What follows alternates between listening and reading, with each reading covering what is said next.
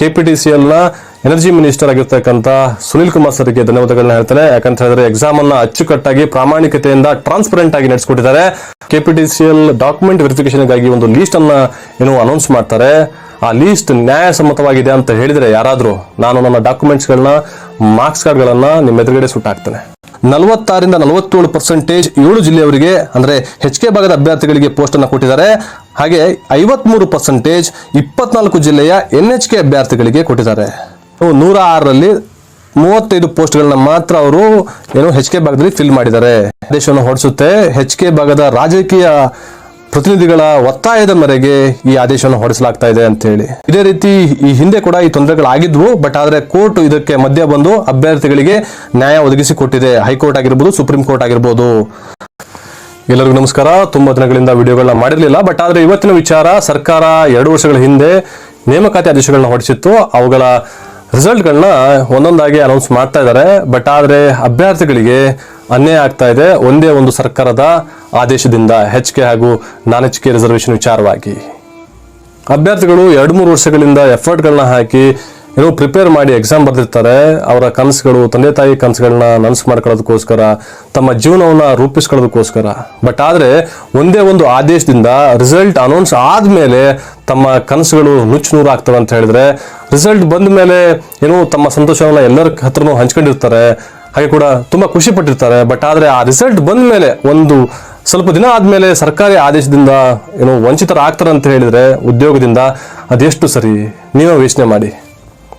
GPST teacher ನೇಮಕಾತಿ ಒಂದು ಕಡೆ ಆದ್ರೆ, ಒಂದು ಸರಿ 1:1 ಲಿಸ್ಟ್ ಅನ್ನು ಬಿಟ್ಬಿಟ್ಟು ಅದಾದ್ಮೇಲೆ ಕೋರ್ಟಿನ ಆದೇಶದ ಮೇರೆಗೆ ಇನ್ನೊಂದ್ಸರಿ ಬಿಡ್ತಾರೆ. ಆ ಲೀಸ್ಟ್ ಅಲ್ಲಿ ಈ HK ರಿಸರ್ವೇಶನ್ ಪಾಲಿಸಿ ಅಂತ ಹೇಳಿ ತುಂಬಾ ಅಭ್ಯರ್ಥಿಗಳು ಔಟ್ ಆಗ್ತಾರೆ. ನಾನಿವತ್ತು KPTCL ನೇಮಕಾತಿಯ AE ನೇಮಕಾತಿ ವಿಚಾರವಾಗಿ ಮಾತಾಡೋದಕ್ಕೆ ಬಂದಿದ್ದೇನೆ.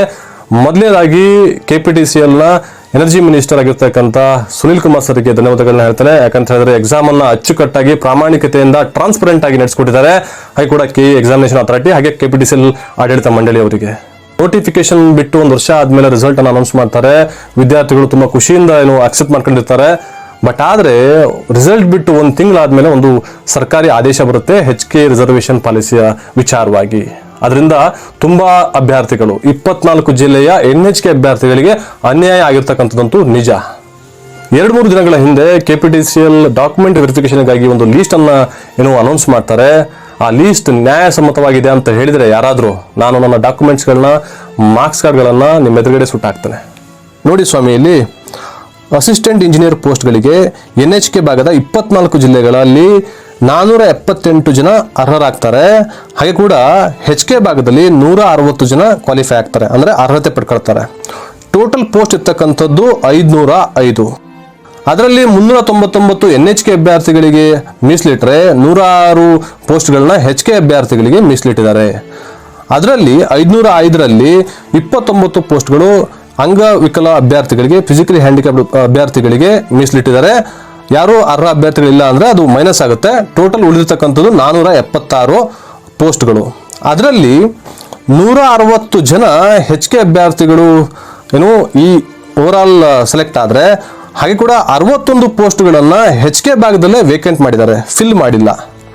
ಅಂದ್ರೆ ಟೋಟಲ್ 221 ಪೋಸ್ಟ್ಗಳು HK ಭಾಗದ ಅಭ್ಯರ್ಥಿಗಳಿಗೆ ಇದೆ, ಅಂದ್ರೆ 7 ಜಿಲ್ಲೆಯ ಅಭ್ಯರ್ಥಿಗಳಿಗೆ ಮಾತ್ರ. ಇನ್ನು ಉಳಿದಿರ್ತಕ್ಕಂಥದ್ದು 248 ಪೋಸ್ಟ್ಗಳು NHK ನಾನ್ ಹೈದರಾಬಾದ್ ಕರ್ನಾಟಕ 24 ಜಿಲ್ಲೆಯವರಿಗೆ. ನೀವು ಪರ್ಸೆಂಟೇಜ್ ವೈಸ್ ನೋಡೋದಾದ್ರೆ 46ರಿಂದ 47% 7 ಜಿಲ್ಲೆಯವರಿಗೆ ಅಂದ್ರೆ HK ಭಾಗದ ಅಭ್ಯರ್ಥಿಗಳಿಗೆ ಪೋಸ್ಟ್ ಅನ್ನು ಕೊಟ್ಟಿದ್ದಾರೆ. ಹಾಗೆ 53% 24 ಜಿಲ್ಲೆಯ NHK ಅಭ್ಯರ್ಥಿಗಳಿಗೆ ಕೊಟ್ಟಿದ್ದಾರೆ. ಇದರಲ್ಲೇ ನಿಮ್ಗೆ ಗೊತ್ತಾಗುತ್ತೆ 7 ಜಿಲ್ಲೆಗೆ 47%, 53% 24 ಜಿಲ್ಲೆಗಳಿಗೆ. ಯಾವ ನ್ಯಾಯ ಸ್ವಾಮಿ ಇದು? ಏನು HK ಅಭ್ಯರ್ಥಿಗಳಲ್ಲಿ 160 ಜನ ಇದ್ರು, ಅದರಲ್ಲಿ 125 ಜನರನ್ನ ನಾನ್ ಹೈದರಾಬಾದ್ ಕರ್ನಾಟಕ ಪೋಸ್ಟ್ಗಳಿಗೆ ಹಾಕಿದ್ದಾರೆ. ಉಳಿದ 35 ಪೋಸ್ಟ್ಗಳನ್ನ ಮಾತ್ರ 106ರಲ್ಲಿ 35 ಪೋಸ್ಟ್ಗಳನ್ನ ಮಾತ್ರ ಅವರು HK ಭಾಗದಲ್ಲಿ ಫಿಲ್ ಮಾಡಿದ್ದಾರೆ. ಇದು ಯಾವ ನ್ಯಾಯ? ನೋಟಿಫಿಕೇಶನ್ ಬಿಡುವಾಗಲೇ HK ಅಭ್ಯರ್ಥಿಗಳಿಗೆ ಆಪ್ಷನ್ ಅನ್ನ ಕೊಟ್ಟಿದ್ರು, ನೀವು HK ಯಲ್ಲಿ ಪೋಸ್ಟ್ ತಗೊಳ್ತಿರೋ ಅಥವಾ NHK ಯಲ್ಲಿ ಪೋಸ್ಟ್ ತಗೊಳ್ತಿರೋ ಅಂತ ಹೇಳಿ. ಅಟ್ಲೀಸ್ಟ್ HK ದವರು ಆ ಪೋಸ್ಟ್ಗಳನ್ನ ಸೆಲೆಕ್ಟ್ ಮಾಡ್ಕೊಂಡಿದ್ರೆ, HK ಯಲ್ಲೇ ಕೊಟ್ಟಿದ್ರೆ ಇವತ್ತು NHK ಅಭ್ಯರ್ಥಿಗಳು ಒಳಗಡೆ ಬರೋರು. ಆಲ್ಮೋಸ್ಟ್ 60ರಿಂದ 70 ಜನರಿಗೆ ನ್ಯಾಯ ಒದಗಿಸ್ಕೊಟ್ಟಂಗೆ ಆಗ್ತಿತ್ತು. ಇಲ್ಲಿ ನೋಡ್ಬೋದು ನೀವು, ಸರ್ಕಾರ ಒಂದು ಆದೇಶವನ್ನು ಹೊರಡಿಸುತ್ತೆ. HK ಭಾಗದ ರಾಜಕೀಯ ಪ್ರತಿನಿಧಿಗಳ ಒತ್ತಾಯದ ಮೇರೆಗೆ ಈ ಆದೇಶವನ್ನು ಹೊರಡಿಸಲಾಗ್ತಾ ಇದೆ ಅಂತೇಳಿ. ಯಾವ ನ್ಯಾಯ ಸ್ವಾಮಿ? KPTCL ರಿಸಲ್ಟ್ ಬಂದಿರತಕ್ಕಂಥ ಜನವರಿ 1ಕ್ಕೆ, ಫೆಬ್ರವರಿ 1ಕ್ಕೆ, ಒಂದು ತಿಂಗಳಾದ್ಮೇಲೆ ನೀವು ಅನೌನ್ಸ್ ಮಾಡಿಬಿಟ್ಟು ಅದರಲ್ಲೂ ಕೂಡ ಮೆನ್ಷನ್ ಮಾಡ್ತೀರಾ ರಿಸಲ್ಟ್ ಬಿಡದಿರ್ತಕ್ಕಂಥ ಅಂತಿಮ ಪಟ್ಟಿ ಇರ್ತಕ್ಕಂಥ ಏನು ನೇಮಕಾತಿಯಲ್ಲೂ ಕೂಡ ಇದನ್ನ ಕನ್ಸಿಡರ್ ಮಾಡ್ಬೇಕಂತೇಳಿ. ಇದು ಯಾವ ನ್ಯಾಯ? ಒಂದಂತೂ ನಿಜ, ನೋಟಿಫಿಕೇಶನ್ ಪ್ರಕಾರ ನೇಮಕಾತಿ ನಡೆದಿದ್ರೆ 24 ಜಿಲ್ಲೆಯ ಅಭ್ಯರ್ಥಿಗಳಿಗೆ ಮೋಸ ಆಗ್ತಿರ್ಲಿಲ್ಲ, ಅನ್ಯಾಯ ಆಗ್ತಿರ್ಲಿಲ್ಲ. ಇದೇ ರೀತಿ ಈ ಹಿಂದೆ ಕೂಡ ಈ ತೊಂದರೆಗಳಾಗಿದ್ವು. ಬಟ್ ಆದರೆ ಕೋರ್ಟ್ ಇದಕ್ಕೆ ಮಧ್ಯ ಬಂದು ಅಭ್ಯರ್ಥಿಗಳಿಗೆ ನ್ಯಾಯ ಒದಗಿಸಿಕೊಟ್ಟಿದೆ. ಹೈಕೋರ್ಟ್ ಆಗಿರ್ಬೋದು, ಸುಪ್ರೀಂ ಕೋರ್ಟ್ ಆಗಿರ್ಬೋದು. ಹಾಗಾಗಿ ಕೋರ್ಟ್ನಲ್ಲಿರ್ತಕ್ಕಂಥ ನ್ಯಾಯಾಧೀಶರುಗಳು, ನ್ಯಾಯವಾದಿಗಳು ದಯವಿಟ್ಟು ಇದನ್ನ ಪರಿಶೀಲನೆ ಮಾಡಿ NHK ಅಭ್ಯರ್ಥಿಗಳಿಗೆ, 24 ಜಿಲ್ಲೆಯ ಅಭ್ಯರ್ಥಿಗಳಿಗೆ ನ್ಯಾಯ ಒದಗಿಸಿಕೊಡ್ಬೇಕು. ಕೂಡ ಸರ್ಕಾರಿ ಅಧಿಕಾರಿಗಳು, ಈ ಏನು ಕೋಚಿಂಗ್ ಸೆಂಟರ್ಗಳನ್ನ ನಡೆಸ್ತಾ ಇರ್ತಕ್ಕಂಥ ಹೆಡ್ಗಳು ಇದನ್ನ ಒಂದ್ಸರಿ ಧ್ವನಿ ಎತ್ತಿ. ಯಾಕಂದ್ರೆ NHK ಅಭ್ಯರ್ಥಿಗಳು ಎಷ್ಟು ಅಂತ ಕಷ್ಟಪಡಕ್ಕಾಗುತ್ತೆ. ಇದು ಕಂಟಿನ್ಯೂ ಆದ್ರೆ ನಮ್ಮ ಮುಂದಿನ ಪೀಳಿಗೆಗೆ ಒಂದು ದೊಡ್ಡ ಪರಿಣಾಮ ಬೀರುತ್ತಿದ್ದು. ಸೊ ಹಾಗಾಗಿ ಎಲ್ಲರೂ ಇದನ್ನ ಎಚ್ಚೆತ್ತುಕೊಳ್ಬೇಕು. ಹಾಗೆ HK ಅಭ್ಯರ್ಥಿಗಳು ಹೇಳ್ತಾರೆ SC ST OBC ತರ ಇದು ಕೂಡ ಒಂದು ರಿಸರ್ವೇಶನ್. ಇಷ್ಟು ಪರ್ಸೆಂಟೇಜ್ ಅಂತ ಕೊಟ್ರೆ HK ಅಭ್ಯರ್ಥಿಗಳಿಗೆ ಯಾವುದೇ ರೀತಿಯ ಪ್ರಾಬ್ಲಮ್ ಆಗ್ತಿರ್ಲಿಲ್ಲ. ಎಲ್ಲವನ್ನು ಮರ್ಜ್ ಮಾಡಿ, ಅಂದ್ರೆ ಸಪರೇಟ್ ನೋಟಿಫಿಕೇಶನ್ ಬಿಡೋದಕ್ಕಿಂತ ಎಲ್ಲ ಮರ್ಜ್ ಮಾಡಿದ್ದಾರೆ. ಬಟ್ ಇಲ್ಲಿ ಏನಾಗಿದೆ ಅಂತ ಹೇಳಿದ್ರೆ, ನಿಮ್ಮನ್ನ NHK ಜನರಲ್ ಮೆರಿಟ್ ಅಲ್ಲಿ ನೋಡ್ಬಿಟ್ಟು, ಅದಾದ್ಮೇಲೆ NHK ಕ್ಯಾಟಗರಿಲೂ ನೋಡ್ಬಿಟ್ಟು, ಎಲ್ಲ ಆದ್ಮೇಲೆ ಜನರಲ್ ಮೆರಿಟ್ ಅನ್ನ ಮತ್ತೆ ಹೊಸದಾಗಿಂದ ನಿಮ್ದು ಸಪರೇಟ್ ಲೀಸ್ಟ್ ಬಿಡ್ತಾರೆ ಅಂತ ಹೇಳಿದ್ರೆ, ನಾವು ಕೂಡ ನಿಮ್ ತರನೇ ಓದಿರ್ತೀರಿ, ನೀವು ಕೂಡ ನಮ್ಮ ತರನೇ ಓದಿರ್ತೀರಾ. ನ್ಯಾಯ ಇದು ನಂಗನ್ಸಿ ಮಟ್ಟಿಗೆ ಓದಿರ್ತಕ್ಕಂಥವ್ರಿಗೆ ಇದನ್ನ ಅಕ್ಸೆಪ್ಟ್ ಮಾಡಲ್ಲ ಯಾರು ಕೂಡ. ಸೊ ನ್ಯಾಯ ಸಮ್ಮತವಾಗಿರ್ಬೇಕು. ನಮ್ಮ ದೇಶದಲ್ಲಿ ಸಂವಿಧಾನದ ಪ್ರಕಾರ ರಿಸರ್ವೇಶನ್ ಪಾಲಿಸಿ ಕ್ಯಾಸ್ಟ್ ವೈಸ್ ಇದೆ, ಏನೋ ಇನ್ಕಮ್ ಬೇಸ್ಡ್ ಎಲ್ಲ ಇದೆ. ಅದನ್ನ ಅಕ್ಸೆಪ್ಟ್ ಮಾಡ್ಕೊಂಡಿದ್ದೀವಿ ನಾವು ಈಗಾಗಲೇ. ಬಟ್ ಆದ್ರೆ ಇದು ಒಂಥರ ಏನು ರಿಸಲ್ಟ್ ಬಂದ ಮೇಲೆ ಈ ಏನು ಪಾಲಿಸಿ ಅಪ್ಲೈ ಆಗಿರ್ತಕ್ಕಂಥದ್ದು ಎಷ್ಟು ಸರಿ ಅಂತಕ್ಕಂಥದ್ದು ಎಲ್ರಿಗೂ ಏನು ಪ್ರಶ್ನೆ ಆಗಿದೆ, ಎಲ್ರಿಗೂ ನೋವಾಗಿರುತ್ತೆ. ರಿಸಲ್ಟ್ ಬಂದಿರುತ್ತೆ, ಒಂದು ಅರ್ಥ ಮಾಡ್ಕೊಳ್ಳಿ. ಒಂದೇ ಸರಿಗೆ ಅದು ಹೋಗ್ಬಿಡ್ತು ಅಂತ ಹೇಳಿದ್ರೆ, ನನ್ಗನ್ಸಿ ಮಟ್ಟಿಗೆ ಅವ್ರು ಯಾರು ನಿದ್ದೆ ಮಾಡಿರಲ್ಲ, ಕಣ್ಣೀರು ದಿವಸ ಹಾಕ್ತಾ ಇರ್ತಾರೆ, ಕೈಗೆ ಬಂದಿರೋ ತುತ್ತು ಬಾಯಿಗೆ ಬರ್ಲಿಲ್ವಲ್ಲ ಅಂತೇಳಿ ಯೋಚನೆ ಮಾಡ್ತಾ ಇರ್ತಾರೆ. ಇದು ಎಲ್ಲ ಮಾನವನ ಲೈಕ್ ಪೇನ್ ಅಂತ ಅನ್ಸುತ್ತೆ ನನಗೆ. ಎಲ್ಲರೂ ಅರ್ಥ ಮಾಡ್ಕೊಳ್ಬೇಕು. ಎಲ್ಲರೂ ಮನುಷ್ಯರಲ್ಲಿ ಇರ್ತಕ್ಕಂಥವ್ರು. ನಮ್ಮ ಕುವೆಂಪು ಅವ್ರು ಹೇಳಿದಂಗೆ ಮೊದಲು ನಾವೆಲ್ಲರೂ ಮನುಷ್ಯರಾಗಬೇಕಲ್ಲ ಅಲ್ವಾ. ಸೊ ಹಾಗಾಗಿ ಧನ್ಯವಾದಗಳು ನಿಮ್ಗೆಲ್ರಿಗೂ.